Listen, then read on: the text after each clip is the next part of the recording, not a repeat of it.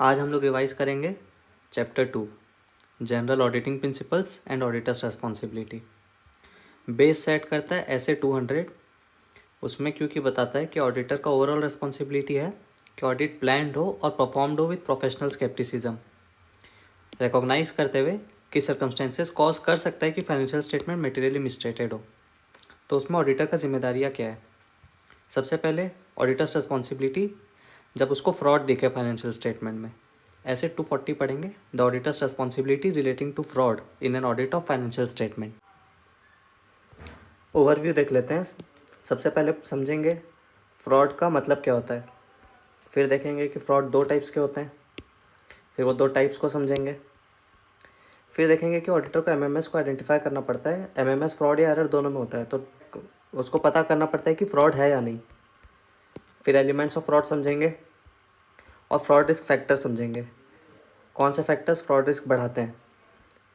फिर अब audit part में आएंगे, ऑडिटर का ऑब्जेक्टिव समझेंगे और रेस्पॉन्सिबिलिटी देखेंगे, किस किस का रेस्पॉन्सिबिलिटी क्या है। मैनेजमेंट और टीसीडब्ल्यूजी का क्या रेस्पॉन्सिबिलिटी है फ्रॉड प्रिवेंशन डिटेक्शन को लेकर, और ऑडिटर का क्या रेस्पॉन्सिबिलिटी है, और वो रेस्पॉन्सिबिलिटी पूरे करने में चैलेंजेस क्या आते हैं।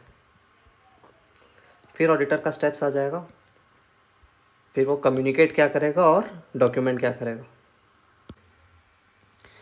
फ्रॉड क्या है?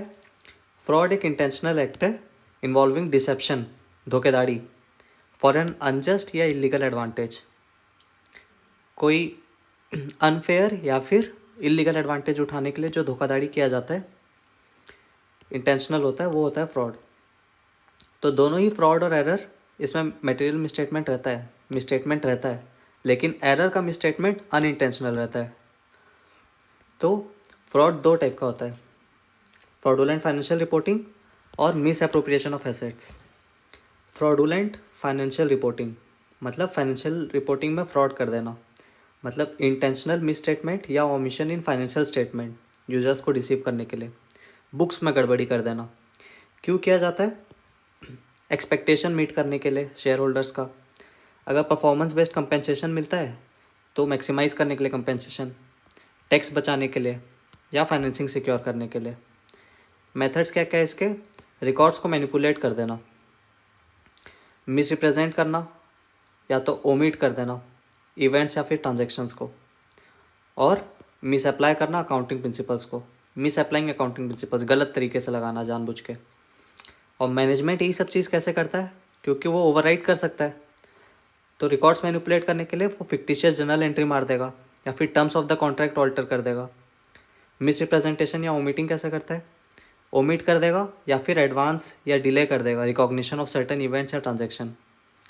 पहले डाल दे रहा है बुक्स में, बाद में डाल रहा है, ओमिट ही कर दे रहा है।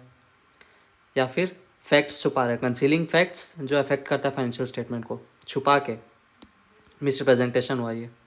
और कॉम्प्लेक्स ट्रांजेक्शन में हिस्सा ले रहा है जो मिस रिप्रेजेंट करता है फाइनेंशियल परफॉर्मेंस।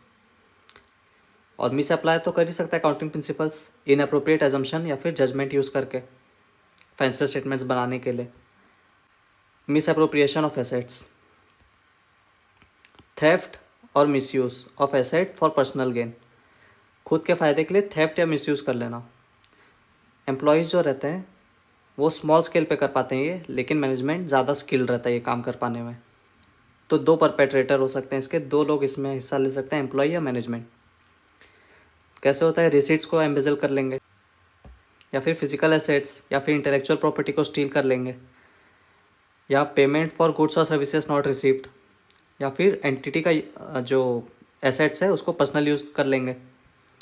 और अक्सर ये सब करने के साथ कंसीलमेंट करते हैं, उसको छुपाना भी पड़ेगा ना कि मैं चोरी क्यों, तो बुक से भी मिटा देंगे, ऐसा कुछ काम करेंगे। देखो बोथ फ्रॉड और एरर में मिसस्टेटमेंट रहता है, लेकिन एरर का तो अनइंटेंशनल रहता है। तो उसको पता करने की मिसस्टेटमेंट फ्रॉड की वजह से है या एरर की वजह से है। तो मटेरियल मिसस्टेटमेंट को कैसे इवेलुएट करेगा? इवेलुएट करेगा एनालिटिकल प्रोसीजर को, देखेगा मिसस्टेटमेंट मिला क्या, मिला तो वो फ्रॉड इंडिकेशन दे रहा है क्या। अगर वो फ्रॉड इंडिकेट करता है, अगर वो सस्पेक्ट करता है कि फ्रॉड है, तो रीअसेस करेगा फ्रॉड रिस्क और देखेगा कि उसका ऑडिट प्रोसीजर पे क्या इम्पैक्ट पड़ता है। जब ऑडिट करना स्टार्ट करते हैं तब एक असेसमेंट करते हैं फ्रॉड होने का चांसेस कितना है ये कंपनी पर। तो अभी जब उसको फ्रॉड मिल गया है तो फ्रॉड रिस्क उसका बढ़ जाएगा, फिर उसको ऑडिट प्रोसीजर उस हिसाब से लगाना पड़ेगा। पहले तो ये सोच के चल रहा था कि कंपनी में फ्रॉड नहीं है, फ्रॉड होने से ऑडिट प्रोसीजर चेंज हो जाएगा तो क्या इंपैक्ट आएगा ऑडिट प्रोसीजर पे वही चेक करेगा। फिर देखेगा कि कॉल्यूजन का चांस है क्या, एम्प्लॉयज़ मिले हुए हैं क्या, सब मिल के किए हैं क्या, मैनेजमेंट मिल के किया है क्या, और देखेगा कि ऑडिट पर क्या इम्प्लीकेशन है। तो 3 एलिमेंट्स होते हैं फ्रॉड के। एक होता है इंसेंटिव्स या प्रेशर्स। अगर किसी को आदत है लिविंग बियॉन्ड मीन्स, जितना समाई है उससे ज़्यादा रहने का, जितना कमा सकता है उससे ज़्यादा हाई लाइफस्टाइल मेंटेन करने का, तो ये एक इंसेंटिव या फिर प्रेशर रहता है। या फिर अनरियलिस्टिक टारगेट सेट कर दिया, शेयर होल्डर को बड़ा बड़ा बात बोल दिया है तो प्रेशर बन गया उसके ऊपर, उस केस में फ्रॉड कर लेते हैं। या फिर अगर इंसेंटिव नहीं है तो अपॉर्चुनिटी दिख रहा है, परसिव्ड अपॉर्चुनिटी, मन में उसका अपॉर्चुनिटी दिख रहा है, उसका ऐसा विश्वास है कि वो ओवरराइड कर सकते हैं इंटरनल कंट्रोल। ये विश्वास कैसे आता है? बाय ट्रस्ट, उसके पास पोजीशन ऑफ ट्रस्ट है या उसको वीकनेस का जानकारी है। और तीसरा होता है रैशनलाइजेशन। रैशनलाइजेशन मतलब मन में सही ठहरा देते हैं कि यार ये कंपनी हम लोग को इतना थकाता है, इतना हम लोग को लूट रहा है, तो थोड़ा बहुत ठग भी लिया तो क्या है, ऐसे जस्टिफाई कर लेना खुद को even if dishonest. Fraud risk factors. Fraud risk factor क्या है? इवेंट्स या कंडीशन जो इंडिकेट करता है इंसेंटिव या प्रेशर या फिर अपॉर्चुनिटी टू कमिट फ्रॉड। ऐसा क्या कंडीशन है या फिर इवेंट्स है जो एलिमेंट्स ऑफ फ्रॉड पैदा करता है, किसी के ऊपर इंसेंटिव, प्रेशर या फिर अपॉर्चुनिटी पैदा करता है। इसको देखने के लिए प्रोफेशनल जजमेंट को अप्लाई करना पड़ता है और इससे फिर हम लोग को मिल सकता है पोटेंशियल मिसस्टेटमेंट। ये अक्सर डिफ़िकल्ट टू फाइंड होता है क्योंकि कंसीलमेंट इसके साथ जुड़ा हुआ रहेगा। जैसे कि अगर दिख रहा है कि गल्ला खाली है, गल्ला में कोई बैठता नहीं है, स्टाफ को बैठा देते हैं लॉक छोड़ के, तो ये तुमको फ्रॉड रिस्क फैक्टर दिख रहा है क्योंकि यहाँ पे इवेंट्स या कंडीशन ऐसा सेट कर रहे हैं, अपॉर्चुनिटी बैठा रहे हैं कि फ्रॉड कर सके। तो ऑडिटर अपना प्रोफेशनल जजमेंट से पता लगा लेगा कि अच्छा ये है, तो वहाँ पे वो ज़्यादा ध्यान देगा तो उसको मिल सकता है मिसस्टेटमेंट। लेकिन स्टाफ भी तो अपना कुछ कुछ होशियारी लगाएगा ना उसको छुपाने के लिए, तो कंसीलमेंट रहेगा। ऑब्जेक्टिव क्या है ऑडिटर का इस ऐसे में, इस स्टैंडर्ड में? उसको risk of material misstatement due to fraud को आइडेंटिफाई और असेस करना है, उसके रिगार्डिंग उसको sufficient and appropriate audit evidence पाना है, और फिर अगर फ्रॉड मिलता है तो उसके लिए रिस्क रिस्पॉन्ड करना है अप्रोप्रिएटली। फ्रॉड अगर वो आइडेंटिफाई कर लेता है या फिर शक, अगर उसको सस्पेक्टेड है, अगर वो शक करता है कि कोई फ्रॉड होगा तो उसके हिसाब से उसको रिस्पॉन्ड करना है appropriately. Responsibility for prevention of fraud किसका है? मैनेजमेंट और टीसीडब्ल्यूजी का। टीसीडब्ल्यूजी को एक्टिव ओवरसाइट भी देना है, उन लोग को एक कल्चर बनाना है फर्म में ऑनेस्टी का और एथिकल बिहेवियर का अपने कंपनी पर। 2 जिम्मेदारी है, फ्रॉड प्रिवेंशन का और फ्रॉड डेटरेंस का। प्रिवेंशन मतलब कि वो अपॉर्चुनिटी ही ऐसा पैदा होने ना दे, रिड्यूस करे ऐसा अपॉर्चुनिटी जो फ्रॉड के तरफ लेके जाता हो। और फ्रॉड को डेटर करने का मतलब इंडिविजुअल्स को डेटर करे, किसी भी तरीके से हो सकता है, प्यार से समझा के या फिर धमकी दे के। ऑडिटर, उसको रिजनेबल एश्योरेंस पाना है कि financial statement free from fraud या एरर है। तो उसका क्या क्या जिम्मेदारी कि वो स्केप्टिसिज्म मेंटेन करे थ्रू आउट, और इसमें वो ध्यान दे potential for management override of controls, management कैसे ओवरराइड करके फ्रॉड कर सकता है। और ये भी रिकॉग्नाइज करना है कि वो जो प्रोसीजर लगाएगा वो इनइफेक्टिव हो सकता है फ्रॉड डिटेक्शन के लिए। चैलेंजेस क्या है? देखो, ऑडिट का कुछ तो इनहेरेंट लिमिटेशंस है, उसके लिए दिक्कत आ जाता है। सोफिस्टिकेटेड फ्रॉड स्कीम जो करते हैं वो अच्छे से उसको छुपा के करते हैं, तो वो ज़्यादा अगर हाईटेक सोफिस्टिकेशन के साथ किया है तो हो सकता है ना पकड़ा है। कल्यूजन, मैनेजमेंट जब हाथ मिला लेता है, मैनेजमेंट जब मिल के करता है तो मुश्किल हो जाता है। तो वही है कि ग्रेटर रिस्क हो जाता है जब मैनेजमेंट इन्वॉल्व रहता है, क्योंकि उन लोग के पास एबिलिटी क्या चीज़ का रहता है, रिकॉर्ड्स को मैनिपुलेट करने का। प्रेजेंट ही करेंगे फ्रॉडुलेंट इन्फो, या फिर उन लोग ओवरराइड कर सकते हैं कंट्रोल्स को। और चौथा चैलेंज क्या है? इंक्रीज्ड रिस्क है। फ्रॉड डिटेक्ट करना मुश्किल है एरर डिटेक्ट करने से, क्योंकि फ्रॉड में कंसीलमेंट रहता है, उसको जानबूझ के छुपाने का प्रयास किया हुआ रहता है। तो क्या क्या फैक्टर अफेक्ट करता है डिटेक्शन को? परपेट्रेटर का स्किल, बहुत ज़्यादा शेरलॉक होम्स टाइप का दिमाग लगा के किया है तो उसका स्किल मैटर करता है। कॉल्यूजन इन्वॉल्व है, पूरा ही मैनेजमेंट मिलके किया, सब लोग ही मिलके किए तो ज़्यादा मुश्किल हो जाएगा। Seniority of individual involved, Reliance में अगर खुद ही मुकेश अंबानी फ्रॉड करे तो मुश्किल हो जाता है, ज़्यादा सीनियर आदमी अगर मिलके फ्रॉड किया है तो। Frequency and extent of manipulation, बहुत फ्रॉड है तो ढूंढना थोड़ा सा ईजी हो जाता है। और relative size of amounts involve, छोटा मोटा फ्रॉड ढूंढना बहुत मुश्किल होगा, बड़ा अमाउंट है तो फिर कंपैरेटिवली थोड़ा ईजी हो जाएगा फ्रॉड ढूंढना। तो ऑडिटर को क्या क्या करना है, प्रोफेशनल स्केप्टिसिज्म रखना है through out regardless of past. पहले बहुत अच्छा उसका फर्म का रिकॉर्ड रहा है, डजेंट मैटर, थ्रू आउट उसको अच्छे से ध्यान दे के काम करना है। इन्वेस्टिगेट करना है अगर कोई इनकन्सिस्टेंसी मिलता है रेस्पॉन्सेज पर तो।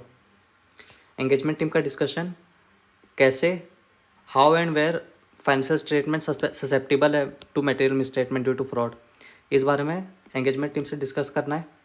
रिस्क असेसमेंट प्रोसीजर, डिज़ाइन ऐसा करना है कि वो फ्रॉड को ढूंढ पाए। इसमें होता है include inquiries of management, TCWG कैसे ओवरसाइट करता है फ्रॉड रिस्क का, पता करेंगे समझेंगे। अनएक्सपेक्टेड रिलेशन अगर मिलता है फ्रॉम एनालिटिकल प्रोसीजर तो उसको इवेलुएट करेंगे। और अगर इन्फो ऑब्टेंड होता है फ्रॉम अदर प्रोसीजर तो वो क्या बता रहा है, वो अगर सेम चीज़ की तरफ इशारा कर रहा है कि नहीं, कि उसमें कोई इनकन्सिस्टेंसी है देखना है। Audit procedure responsive to RAP, मतलब कि फर्दर ऑडिट प्रोसीजर। तो audit procedure responsive to ROMM, risk of material misstatement जो मिला तो डिज़ाइन और परफॉर्म करना है फर्दर ऑडिट प्रोसीजर जो रेस्पॉन्ड करता हो टू असेस्ड रॉमम। इसमें पर्सोनल को असाइन और सुपरवाइज करना है बेस्ड ऑन उन लोग का स्किल और असेस्ड रिस्क कितना मिला है। ज़्यादा रिस्क मिला तो सीनियर आदमी को देंगे। अकाउंटिंग पॉलिसी को देखना है, इवेलुएट करना है for potential manipulation of earnings. और अनप्रेडिक्टेबिलिटी डाल देना है अपने ऑडिट प्रोसीजर्स में, इनकॉर्पोरेट करना है अनप्रेडिक्टेबिलिटी, ताकि एम्प्लॉयज़ अगर छुपाने का कुछ प्लानिंग कर रखें तो उन लोग का प्लान फेल हो जाए। और मैनेजमेंट ओवरराइड ऑफ कंट्रोल्स, इसको रेस्पॉन्ड करने के लिए क्या करेंगे, देखो ये रिस्क तो इनहेरेंट है, हर कंपनी में रहता ही है, तो इसके लिए स्पेसिफिक प्रोसीजर कंपनी वाइज बनाना पड़ता है। इसमें क्या क्या कर सकते हैं, अप्रोप्रिएटनेस देख लेंगे, जर्नल एंट्री और अदर एडजस्टमेंट का। अकाउंटिंग एस्टीमेट्स को देखेंगे कि उसमें कोई बायस दिख रहा है क्या या फिर पोटेंशियल फ्रॉड रिस्क दिख रहा है क्या। और बिजनेस रैशनल चेक करेंगे सिग्निफिकेंट अनयूजुअल ट्रांजैक्शन के लिए, कि ये बिजनेस में मतलब कितना प्रूडेंट है, ये कितना सही था ये अनयूजुअल ट्रांजैक्शन में हिस्सा लेना।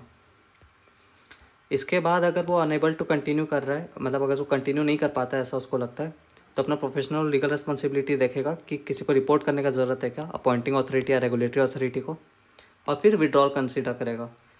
विड्रॉल का वही है जो SQC 1 में पहले हम लोग पढ़ते आए हैं बेसिक, कि प्रोफेशनल और लीगल रिस्पॉन्सिबिलिटी देखेगा, डिस्कस करेगा विथ मैनेजमेंट और TCWG, और कंसिडर कर लेगा कंक्लूज़न और बेसिस फॉर कंक्लूज़न, और सिग्निफिकेंट उसको जो मैटर्स मिलता है उसको डॉक्यूमेंट करेगा। फिर कम्युनिकेट, ये कम्युनिकेशन उसको लेना है, ये कम्युनिकेशन उसको देना है, ये कम्युनिकेट करना है, ये कम्युनिकेशन लेगा वो। मैनेजमेंट रिप्रेजेंटेशन ले लेगा, उसमें मैनेजमेंट से लिखवा के ले लेगा कि मैनेजमेंट मानता है कि डिज़ाइन, इम्प्लीमेंटेशन और मेंटेनेंस ऑफ इंटरनल कंट्रोल उन लोगों का रिस्पॉन्सिबिलिटी था। डिस्क्लोज़र किया है फ्रॉड रिस्क असेसमेंट का, डिस्क्लोज़र किया है सस्पेक्टेड और नोन फ्रॉड्स का, और डिस्क्लोज़र किया है ऑफ एलिगेशंस ऑफ फ्रॉड जो उसको एम्प्लॉय बताए थे। एम्प्लॉय अगर कोई फ्रॉड बताते हैं मैनेजमेंट को तो मैनेजमेंट वो ऑडिटर को बताया, ये वो मैनेजमेंट रिप्रेजेंटेशन में लिख के देगा।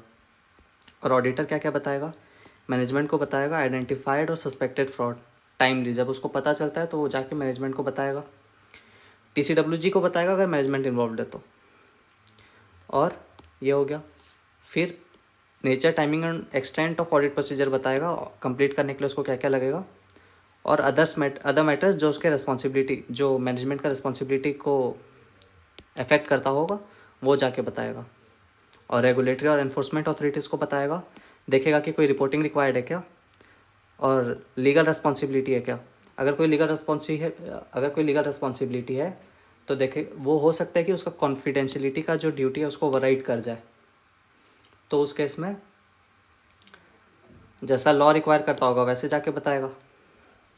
फिर documentation, significant decisions regarding entity susceptibility to fraud, इसमें देखना है, इसमें बताएगा कि रीज़न क्या था उसका, एंटिटी का फ्रॉड को हाई एसेस करने का। बोला ना स्टार्टिंग में वो फ्रॉड एसेस करता है, तो स्टार्टिंग में वो अपना रीज़न डॉक्यूमेंट करेगा कि वो एंटिटी का रिस्क को हाई माना या फिर मॉडरेट माना, लो माना, क्यों माना।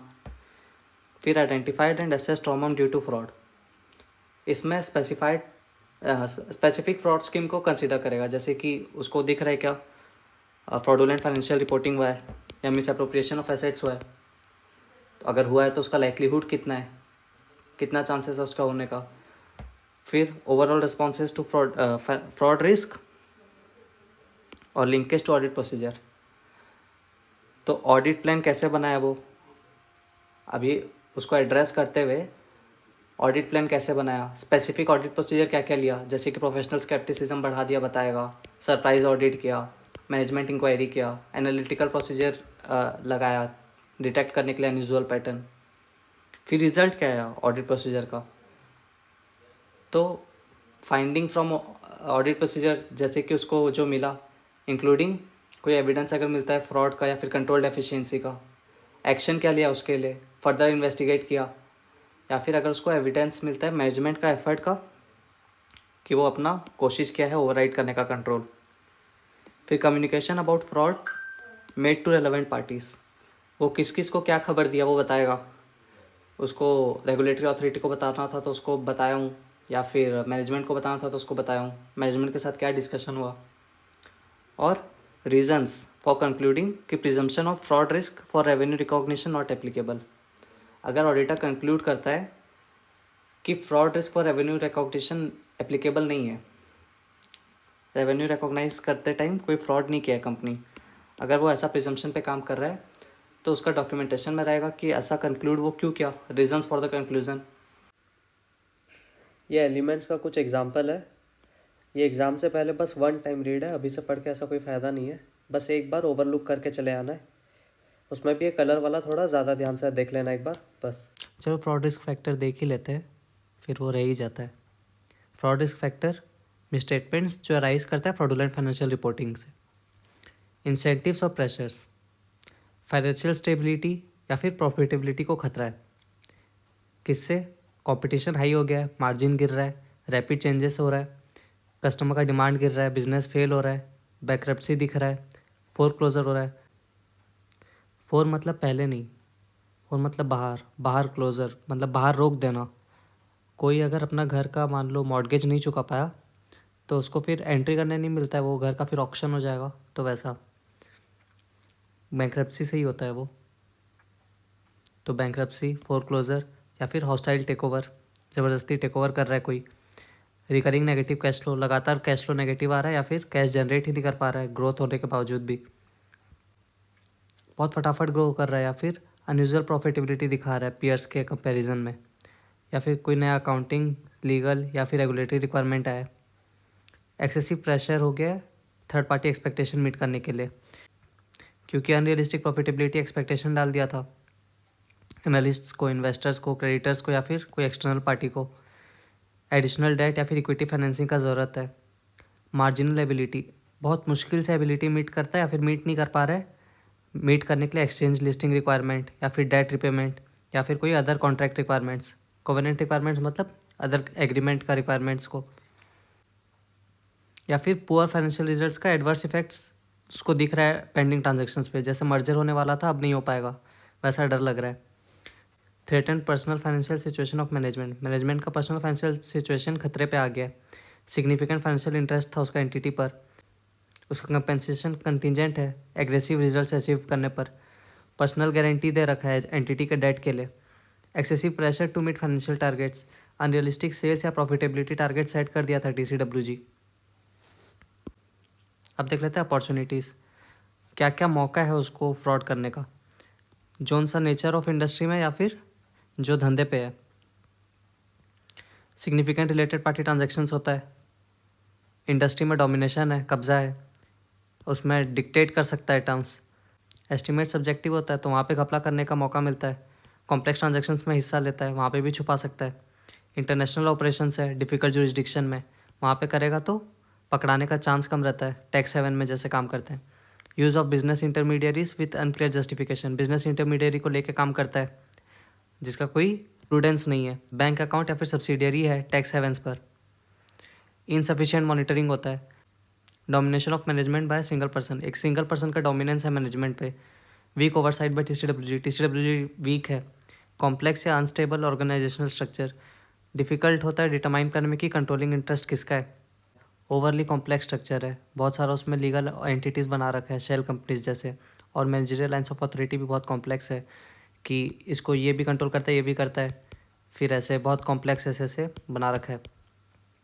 हाई टर्नओवर है की पर्सनल का, चेंज करते रहते हैं लगातार। Deficiencies in internal control, इनएडिक्वेट monitoring होता है कंट्रोल्स का, या फिर टर्नओवर होता है बहुत ज़्यादा अकाउंटिंग या फिर आईटी के स्टाफ का। इनइफेक्टिव है अकाउंटिंग या फिर इंफॉर्मेशन सिस्टम। एटीट्यूड्स या फिर रैशनलाइजेशंस, एटीट्यूड गड़बड़ है और रैशनलाइज कर लेते हैं अपना गलत रॉन्ग डूइंग को। इनइफेक्टिव कम्युनिकेशन ऑफ वैल्यूज़ और एथिक्स, मैनेजमेंट का कम्युनिकेशन ही ठीक नहीं है वैल्यूज़ का। नॉन फाइनेंशियल मैनेजमेंट का इन्वॉल्वमेंट बहुत ज़्यादा है अकाउंटिंग पॉलिसीज़ या फिर एस्टिमेट्स पर। हिस्ट्री है वायलेशन का, वायलेशन क्या है सिक्योरिटी लॉ या फिर अदर रेगुलेशंस का। क्लेम है अगेंस्ट एंटिटी या फिर मैनेजमेंट फ्रॉड के regarding. Excessive focus on stock price या फिर अर्निंग्स, मैनेजमेंट का इंटरेस्ट बहुत ज़्यादा है स्टॉक प्राइस को इंक्रीज़ करने पर, इस पर घपला कर देते हैं। एग्रेसिव या फिर अनरियलिस्टिक फोरकास्ट कमिट कर रखा है थर्ड पार्टीज़ को। मैनेजमेंट कंट्रोल डेफिशिएंसीज को ठीक नहीं कर पा रहा है। टैक्स मोटिवेटेड मैनिपुलेशन, लो मोरल है सीनियर मैनेजमेंट में। ओनर या फिर मैनेजर पर्सनल या बिजनेस ट्रांजैक्शंस को ब्लर कर देते हैं, सब मिला मुली देते हैं। Disputes between share holder in closely held entities, disputes चल रहा है शेयर होल्डर्स के बीच में एक प्राइवेट कंपनी पर, तो उसमें अपना हिस्सा ले लेने के लिए फ्रॉड कर देगा। बार बार अटैम्प्ट चल रहा है जस्टिफाई करने इन अप्रोप्रिएट अकाउंटिंग मटेरियलिटी का बहाना लेकर। स्ट्रेन रिलेशनशिप है मैनेजमेंट और ऑडिटर के बीच में। फ्रीक्वेंट डिस्प्यूट्स होता रहता है, डिसएग्रीमेंट होता है ऑडिटर के साथ अकाउंटिंग ऑडिटिंग या फिर रिपोर्टिंग मैटर्स को लेकर। अनरिजनेबल डिमांड्स लगा रहा है ऑडिटर पे, प्रेशर दे रहा है कि कंप्लीट करे ऑडिट या फिर इशू करे report within unrealistic time constants. Restricted access दे रहा है, लिमिटेशन लगा रहा है on the auditors access to people, people से कॉन्टैक्ट करने के लिए या फिर इन्फॉर्मेशन या फिर कम्युनिकेशन विद टीसीडब्ल्यूजी से रोक रहा है। डोमिनेटिंग बिहेवियर दिखा रहा है, यानी कि डोमिनेटिंग या फिर कंट्रोलिंग बिहेवियर दिखा रहा है, इन्फ्लुएंस करना चाह रहा है ऑडिट के स्कोप को या फिर जो पर्सनल सिलेक्ट कर रहा है वो, या फिर ऑडिट रिपोर्ट का इशुएंस को। अभी देखते हैं फ्रॉड रिस्क फैक्टर जो अराइज होता है from miss appropriation of assets. सबसे पहले इंसेंटिव्स या प्रेशर्स। क्या प्रेशर है? सर पे कर्जा है, personal financial obligations, adverse relationship है एंटिटी और वो एम्प्लॉयज़ के बीच में जिनके पास एक्सेस टू एसेट्स है। वो प्रेशर किसी लिए भी हो सकता है, ले ऑफ्स होने वाला है उसको पता है या फिर वो डाउट कर रहा है, कॉम्पेंसेशन चेंज हुआ है या फिर होने वाला है, प्रमोशन या रिवॉर्ड जो उसको मिला है उसको लगता है कि उसके एक्सपेक्टेशंस के अकॉर्डिंग नहीं है, opportunities, large amount of cash on hand, उसके हाथ में रहता है अच्छा खासा कैश, गले पे बैठता है, स्मॉल वैल्यूएबल या फिर हाई डिमांड इन्वेंट्री है जैसे कि डायमंड, छोटा सा एक पॉकेट में भर के पार हो गया। इजीली कन्वर्टेबल एसेट, बहुत लिक्विड, आराम से जाके बेच देगा मार्केट में। स्मॉल मार्केटेबल और पोअरली आइडेंटिफाइबल फिक्स्ड एसेट्स, इसी के जैसा है। यहाँ पे इन्वेंट्री था, फिक्स्ड एसेट ऐसे ही कोई चुरा के छोटा सा है बेच देगा तो उसको पहचान भी नहीं कर पाएंगे वैसा। और इनएडिक्वेट इंटरनल कंट्रोल, इंटरनल कंट्रोल सही नहीं है तो उसको ठीक करने का सोल्यूशंस बताया हुआ है। Segregation of duties, duties divided होना चाहिए, एक का काम दूसरा इंडिपेंडेंट आदमी कोई चेक करे, इंडिपेंडेंट चेक्स होना चाहिए। Oversight of senior management expenditure, senior management के खर्चों का ओवरसाइट होना चाहिए, मैनेजमेंट को ओवरसाइट करना चाहिए वो एम्प्लॉयज़ का जो रिस्पॉन्सिबल है एसेट्स को लेकर। जॉब एप्लीकेंट्स का प्रॉपर स्क्रीनिंग होना चाहिए, किसी को भी काम पे ना रख ले। रिकॉर्ड कीपिंग अच्छा होना चाहिए, ट्रांजैक्शंस अप्रूव्ड और ऑथोराइज्ड होने चाहिए, एसेट्स फिजिकली सेफगार्डेड होने चाहिए, एसेट्स को प्रॉपर टाइमली रिकन्सिलिएशन होना चाहिए, ट्रांजैक्शंस टाइमली डॉक्यूमेंटेड हो, ऐसा नहीं कि आज ट्रांजैक्शन हुआ 4 दिन बाद रिकॉर्ड हो रहा है। मैंडेटरी वैकेशन दो की कंट्रोल एम्प्लॉयज़ को, फ्रस्ट्रेट होकर वरना चुरा लेंगे। मैनेजमेंट अंडरस्टैंड करना चाहिए, समझना चाहिए इन्फॉर्मेशन टेक्नोलॉजी को, और एक्सेस कंट्रोल ऑटोमेटेड रिकॉर्ड्स पर होना चाहिए, ऐसा नहीं कि कोई भी आके एक्सेस कर ले रहा है ऑटोमेटेड रिकॉर्ड्स को। अब एटीट्यूड्स पे ध्यान देते हैं।